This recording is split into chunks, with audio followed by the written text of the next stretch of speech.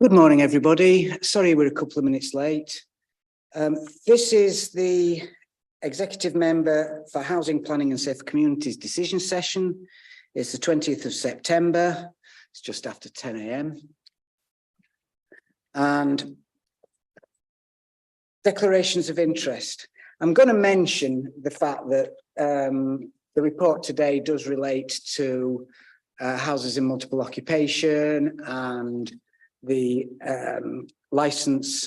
additional licensing, which is in my ward. I don't think it's a conflict or a prejudicial interest, but that's just for transparency. Agenda item 2 are the minutes of the last meeting, which was the 19th of July. I was there, Margot was there. I suspect we were the only people that here that were there, so I'm taking it as an accurate record. And I'm happy to sign that.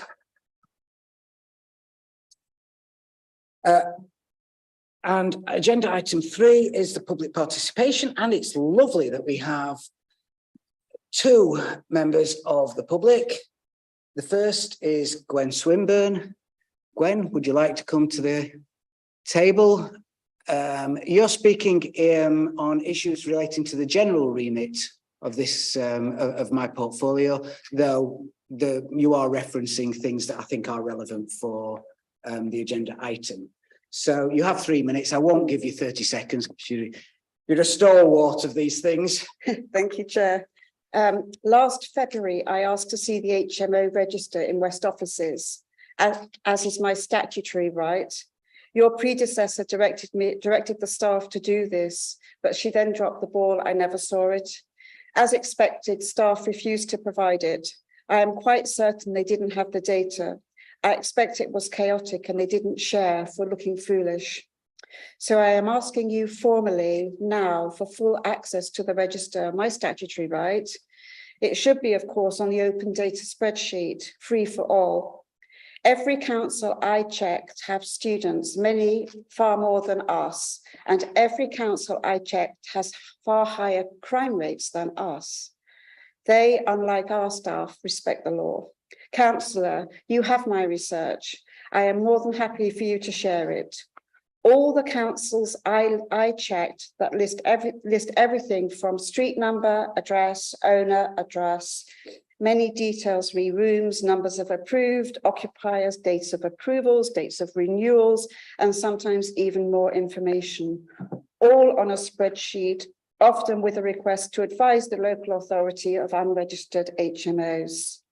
These places, Chair, include Middlesbrough, North Tyneside, Bradford, Leeds, Doncaster, the best, Oldham, Oxford, Durham, East Riding. Every place I looked, starting with the monitoring officer's latest workplaces, to make sure I was on secure ground. The monitoring officer did say that York Council is going to get sanctioned for its dreadful FOI service, and his solution was to publish more information. I propose he starts with what is required to do by law. As he also said, we can ask questions which have to be answered here or in writing. May I ask the following? I'll send them in. Why is there no HMO register available to view at West offices? Why is there no online searchable database? Is it acceptable that the council once again sidesteps the law to keep information from members, citizens, and interested parties?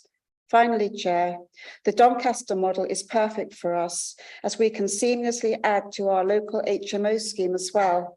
I suspect also we could add Airbnb short-term lets in the future. Thank you. Thank you, Gwen. And yes, I think there is relevance for the agenda item. And as you know, this administration has made a pledge towards increasing transparency. I will find the answers out as to why this register isn't available, and I will be able to respond to you, but I hope to make some positive announcements in that respect very, very soon. Thank you.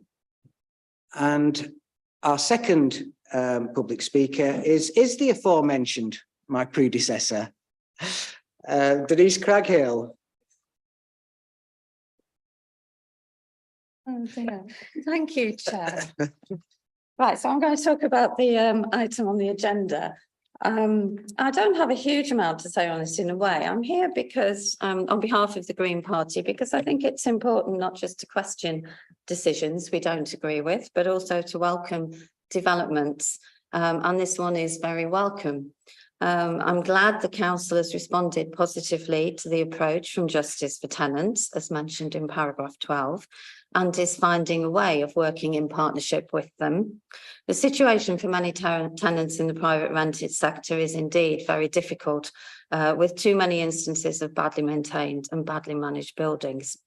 So as I read it, the arrangement with Justice for Tenants will encourage tenants in unlicensed or badly maintained and managed HMOs to come forward and contact the council, with the added incentive they stand to get some rent refunded through rent repayment orders secured for them by Justice for Tenants. So it's good to see that the hard work, the very hard work that was done over the last several years to extend licensing requirements to the majority of HMOs in York is being developed in this way. It was always clear that reaching all the unlicensed HMO properties would be a challenge and would need different ways, as previous speakers referred to also, of making tenants aware and encouraging them to come forwards. So earlier in the year, I attended a meeting with the Universities of York and York St John to discuss ways of encouraging students to report. Anthony was there as well. But it isn't, of course, only students who live in HMOs. Many other people do too. It's important to remember, I think. So I hope you will approve this recommendation, and I hope it will help the council to get all eligible properties licensed, whilst also providing advice, support and some financial help to those struggling tenants. Perhaps with future plans in mind to extend licensing to the wider rented sector. It would be very helpful, for example, to see a progress report on gathering the evidence base for both licensing and planning controls on short-term holiday lets. Again, as the previous speaker mentioned. So perhaps you could confirm when this will be coming forwards.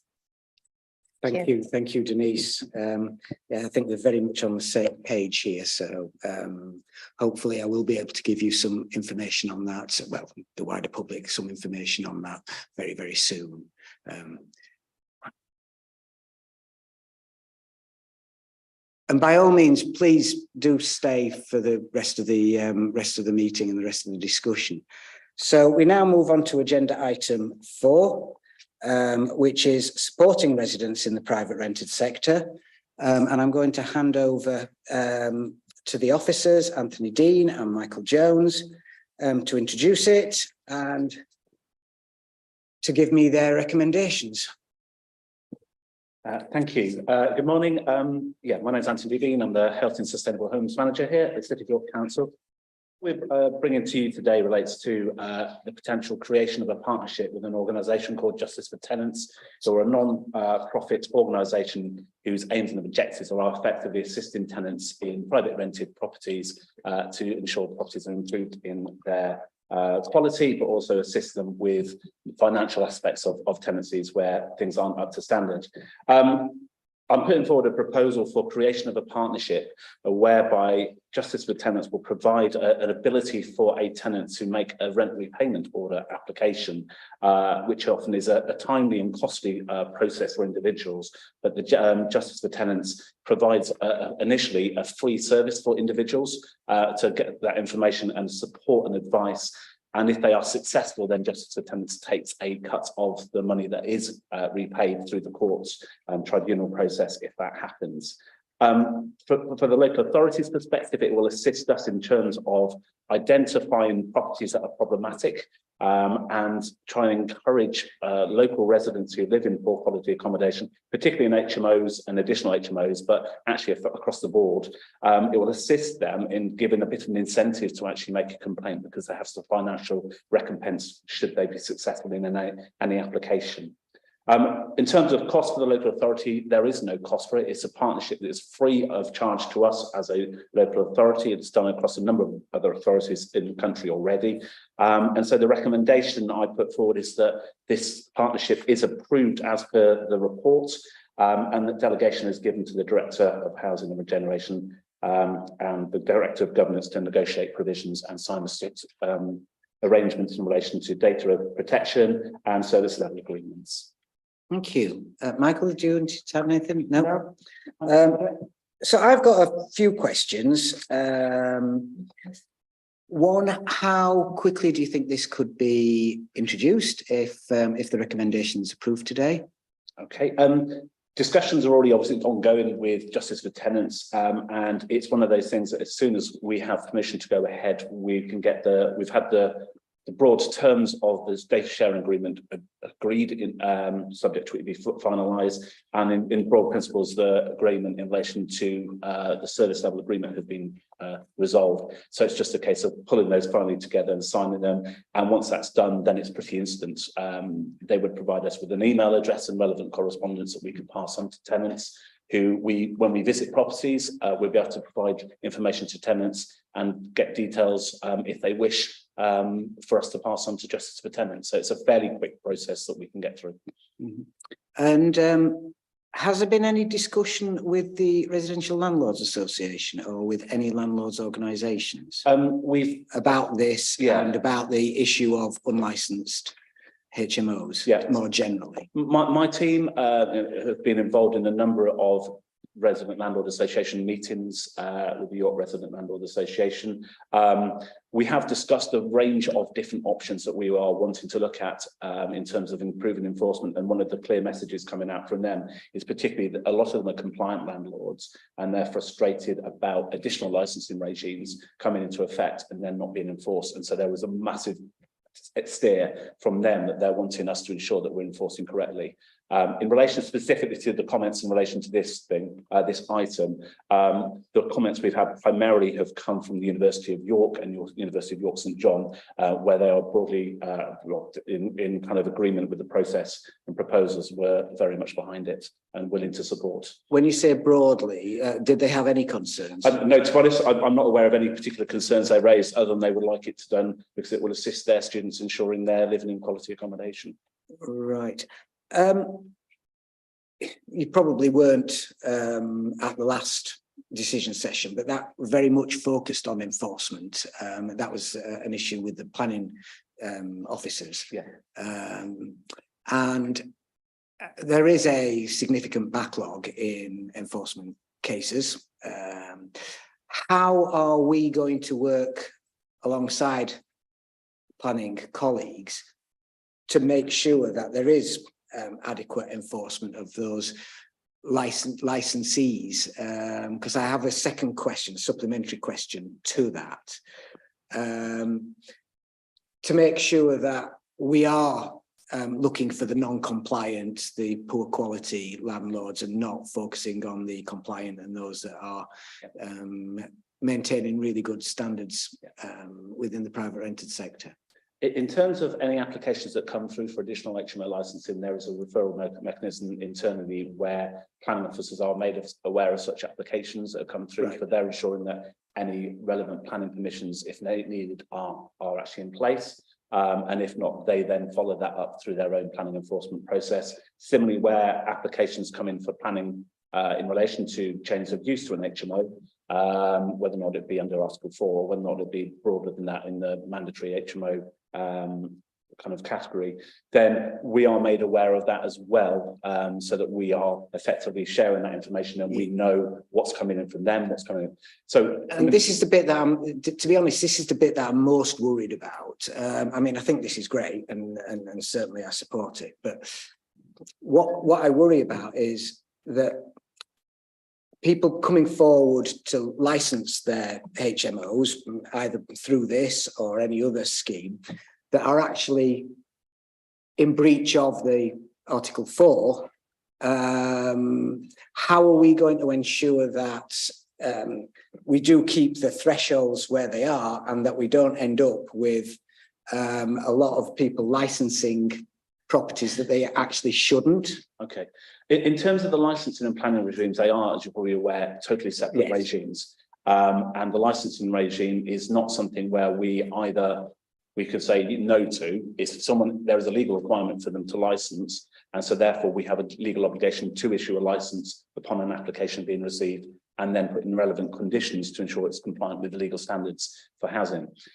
That is totally separate and independent of the planning regime. And so it is potentially possible for a property to be licensed, but not have planning permission, and therefore not potentially be able to get planning permission. In those circumstances, it then falls down to the planning officers in terms of looking at numbers of applications for HMOs in a specified area according to the Article 4, and determining whether or not that can be approved or not should a planning permission come in. But that doesn't, I'm afraid, doesn't actually affect the licensing capability. We have to issue the license regardless. I think it's a really important point to make, because I don't think many people actually understand that you can have a license but still be illegal. From a planning perspective, from a breach of the Article 4, it's certainly an issue that I have raised with me on as a ward councillor on many occasions. So yeah, thank you. Thanks for clarifying that. And it is something that I think, just to move on to the next point that I want to raise, which is about how we identify and publicise HMOs. As a ward councillor, and I did declare this interest as a ward councillor with a lot of HMOs in my ward, one of the things that we rely on, frankly, are residents to be our eyes and ears, effectively, to say, you know, this family house has now been sold. It seems to now be a HMO. Can you investigate? But they can't check, you know, whether it's on a register, because, you know, the identification, and I've tried to find the register, and the points that Gwen has made, I think are really well made. And she did send me the databases as part of her earlier research before this meeting, and I did have a look at them, and they were markedly clearer than anything that CYC operate. And I was just wondering, has there been discussion of changing the way we identify and publicise HMOs, not just for the tenants, and this paper is absolutely focusing very much on tenants who feel they may be in unlicensed properties, but also neighbours and residents to be able to check this house has, you know, this house has been operating. I seem to remember, you know, 5 years ago it was a family house and it's now been sold. To check whether it is on the register and it is a bona fide HMO. Has that work? Has there been consideration of changing the way we identify, publicise this? In terms of the HMO register that we have in terms of licensed, there is a statutory requirement for that license, the register be provided. Whether or not it's currently satisfactory, obviously, is something we will need to look at, and you know we'll obviously look at and come to a decision on with other officers. So in that respect, in terms of the license regime, that should be able to identify those that are licensed. Those that are unlicensed obviously would not fall within that register. They may fall within the planning register, i.e. you can go onto the planning portal and identify whether or not a property has received planning permission for a particular type of use. So that will also provide some element of understanding of what exists out there. And as I said earlier, there is that discussion that does go on between our team and the Health and Sustainable Homes team and the planning team to try and ensure that there is consistency to such an extent that with any application that is received for an HMO from a planning perspective, a condition or a note is made on the end of any planning permission granted that there is a legal requirement for a property to be licensed and to give them information, and vice versa. When an application is received for a license, we make any person applying aware of the need that there may be a potential need for them to get planning permission. So again, that kind of is about trying to encourage people to ensure there is compliance and making them aware of that. In terms of the actual register, there is a central register, I understand, which is held by the planning policy team, which is one which coordinates a number of different records, whether or not it be their HMO licensing regime, or whether or not it be from council tax records, or whether or not it be the planning regime. And that's the central held base, from what I understand. So there has been discussion about obviously ensuring that that is as up to date and correct as it can be.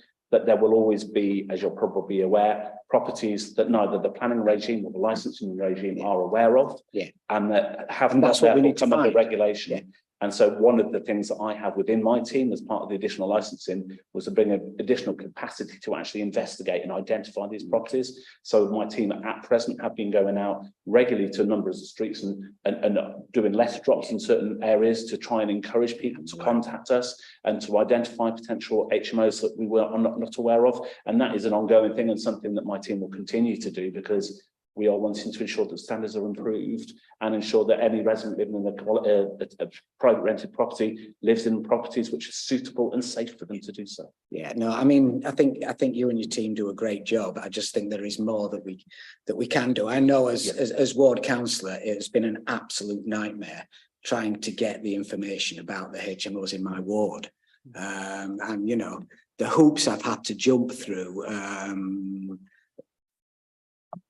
I don't think is the right way to run that particular railroad. But I'm happy to work with you and see if we can develop a better system. Yeah, take it away.